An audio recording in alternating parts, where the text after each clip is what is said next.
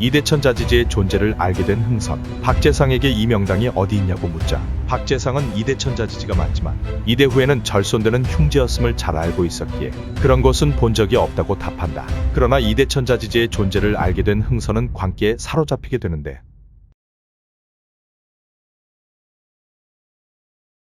남영군묘는 흥선대원군이 가야사라는 사찰을 없애고 조성한 것으로 알려져 있습니다. 영화의 장면처럼 두 명의 황제를 배출하게 되지만 대한제국이 멸망하고 후손들이 순환을 겪게 됩니다. 이러한 스토리가 각색되면서 남영군묘는 조선을 대표하는 명당의 사례가 되었습니다. 그러나 풍수지리는 무덤에만 국한되지 않았습니다. 조상의 묘를 써서 후손들이 발복하려는 것은 음택풍수, 현재의 삶의 공간을 유리하게 하여 발복하게 하려는 것을 양택풍수라고 합니다. 양택풍수는 현대 도시에도 흔적이 남아 있습니다. 한양도성의 경우 북악산을 주산으로 하는 체계를 완성했습니다. 도시를 감싸고 있는 산에서 발원하는 수많은 하천들이 생활용수가 되어주고 있습니다. 이곳을 중심으로 현대 도시가 성장했습니다. 수원화성의 경우 사도세자의 릉을 건설할 때 이미 마을이 있던 것을 이주시키기 위해 건설된 신도시입니다. 진액이 연결된 팔달산을 주산으로 하는 체계를 완성했습니다. 역시 성 내부에 하천이 흘러나갈 수 있도록 조성하였습니다. 이 시기부터 수원의 중심이 되는데 이후 현대도시가 이곳을 중심으로 성장했습니다. 동래읍성의 경우 마한산을 주산으로 하고 있습니다. 지금은 사라졌지만 성벽 서측과 동측이 해자 역할을 하면서 생활하수가 온천천으로 빠져나가고 있는 형태였습니다. 임진왜란 이후 성내 영역이 넓어지면서 성 내부에서 하천이 흘러나가게 됩니다. 1876년 부산포 일대가 개항하면서 중심성이 상실되지만 독자적으로 성장하고 시가지가 연결되면서 현대도시로 성장했습니다. 이처럼 풍수지리는 자연지형과 기후조건에 순응하여 생활공간을 마련하려 했던 계획의 방식이었습니다. 유교의 문화가 죽은 자의 공간까지 영향을 주게 되어 명문가에서 풍수지리를 이용하여 묘역을 조성하였고 대대손손 집안이 번창을 하게 되자 저렇게 하면 발복을 할 수 있다는 믿음을 심어준 것으로 생각됩니다. 풍산유씨의 종택인 양진당은 하회마을의 중심에 자리 잡고 있습니다. 이 마을은 풍산유씨의 집성촌이 되는데 종택을 중심으로 이후 건물들에 둘러싸고 있는 형태로 조성됩니다. 마을의 북서쪽은 숲으로 인해 강을 조망할 수 없습니다. 겨울에 강하게 부는 북서풍을 막기 위한 용도입니다. 한강을 조망해야 하는 현대의 아파트와는 달리 마을의 내부에서는 강이 휘어도는 모습을 볼 수 없습니다. 그러나 가옥과 가옥이 이어주는 아늑함만은 충분히 느낄 수 있습니다. 낙동강과 마을이 조화되는 모습은 구용대에서 볼 수 있습니다. 류성룡은 전란 이후 하직되자 옥연정사에서 징비록을 완성하게 됩니다. 이곳은 마을과는 거리가 있는 외진 장소입니다. 마을의 모습을 한눈에 볼 수 있는 장소이기도 합니다.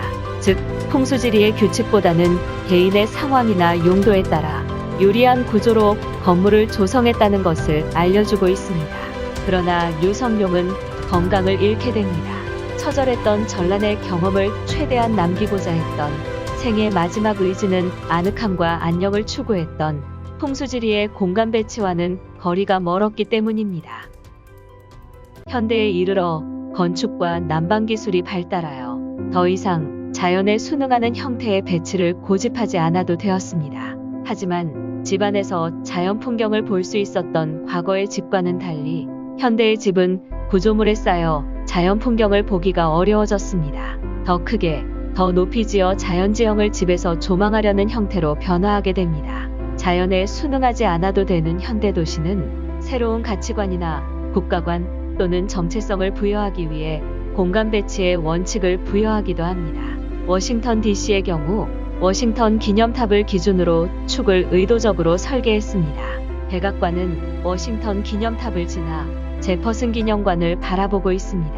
미 의회와 대법원은 동쪽에서 워싱턴 기념탑을 넘어 링컨 기념관과 알링턴 국립묘지를 보고 있지요. 대통령은 의회와 법원을 존중하라는 민주주의의 기본을 잊지 않는다는 가치관을 부여합니다. 법을 제정하는 의회와 법을 적용하는 연방법원이 바라보는 공간은 연방의 통합을 강조하고 국민에 의한 국민의 정치를 행할 것과 국가를 위해 희생한 순국선열을 잊지 말라는 가치관을 부여합니다. 살아있는 사람들은 관청에서 국가를 위해 헌신하고 돌아가신 분들은 포토맥 강가에서 또는 물을 경계로 지켜보면서 수호하는 것처럼 보이기도 합니다. 독립전쟁을 통해 국가가 형성되었고 전쟁으로 인해 국가의 존망이 달렸던 사건들을 겪고 통합한 결과 마침내 세계 강국이 된 특징이 잘 나타나 있습니다. 땅에 좋고 나쁨이 아닌 사람들의 마음을 하나로 다잡기 위한 연방의 수도.